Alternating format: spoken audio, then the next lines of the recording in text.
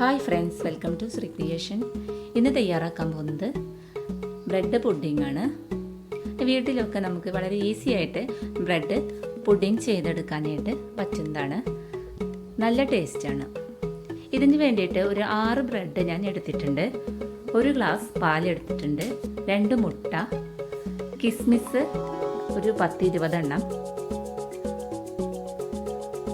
20 gram milk powder, nutmeg powder 1 teaspoon, Dalda ആവശ്യത്തിന് എടുക്കാം. പിന്നെ നമുക്ക് ബ്രെഡിൻ്റെ സൈഡൊക്കെ കട്ട് ചെയ്തിട്ട് മാറ്റാം കേട്ടോ. എല്ലാ ബ്രെഡിൻ്റെ സൈഡൊക്കെ കട്ട് ചെയ്ത് മാറ്റാം.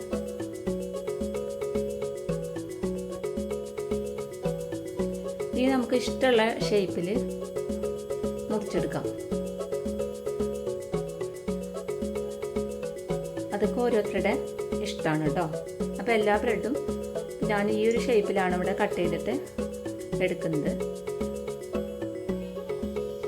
ഇനി ഒരു ബൗളിലോട്ട് പാലും മിൽക്ക് പൗഡറും മുട്ടയും 2 മുട്ടയും അതെല്ലാം കൂടി നന്നായിട്ട് മിക്സ് ചെയ്തെടുക്കാം. നന്നായിട്ട് മിക്സ് ചെയ്തെടുക്കാം കേട്ടോ. ഇതിലോട്ട് നട്ട്മഗ് പൗഡർ ചെറിയ സ്പൂണ് ചേർത്ത് കൊടുക്കുക. എന്നിട്ട് മിക്സ് ചെയ്യാം.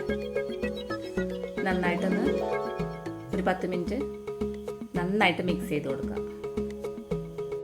നല്ല മണം കിട്ടുന്നതിന് വേണ്ടിയിട്ടാണ് നട്ട്മഗ് പൗഡർ നമ്മൾ ചേർത്ത് കൊടുക്കുന്നത് കേട്ടോ. ഇനിയൊരു പാൻ അടുപ്പത്ത് വയ്ക്കുക. അതിലോട്ട് 4 ടീസ്പൂൺ ഡാൽഡ ഒഴിച്ചു കൊടുത്തിട്ട് ഞാൻ നേരത്തെ ഒഴിച്ച് വെച്ചിട്ടുള്ളതാണ്. ചൂടായിട്ട് വന്നിട്ടുണ്ട്. കട്ട് ചെയ്ത് വെച്ചിട്ടുള്ള ബ്രെഡ് പീസുകളെല്ലാം നമുക്കതിലോട്ട് പരത്തി വയ്ക്കാം.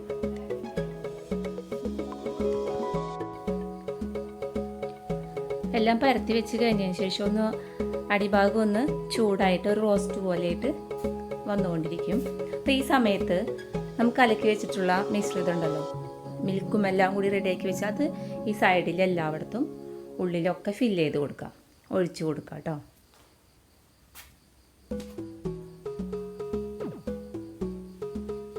ഇപ്പോൾ ബ്രെഡിൻ്റെ ഉള്ളിലൊക്കെ ഇത് ചെന്ന് കഴിഞ്ഞ് നല്ലൊരു ടേസ്റ്റാണ്, ക്രീമി ലുക്കാണ്.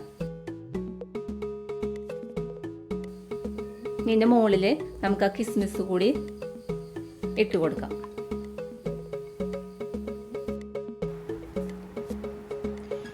ഇനി നമുക്കൊരു മൂടി എടുത്ത് ഒരു 5 മിനിറ്റ് മൂടി വയ്ക്കാം. ലോ ഫ്ലെയിമിലിട്ടിട്ട് മൂടി വയ്ക്കുക.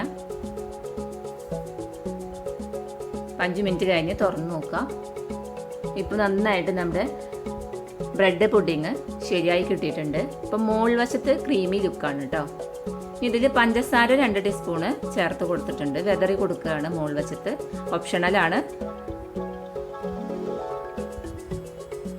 ഇനി നമുക്ക് വേറൊരു പാത്രത്തിലോട്ട് പകർത്തി വയ്ക്കാം. ഇത് കട്ട് ചെയ്തിട്ട് നമുക്ക് സെർവ് ചെയ്യാം.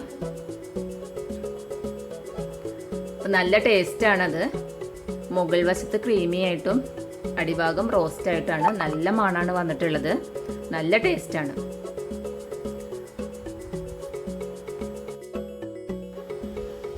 സ്വാദേറിയ ഈ ബ്രെഡ് പുഡിംഗ് എല്ലാവരും ചെയ്ത് നോക്കുക.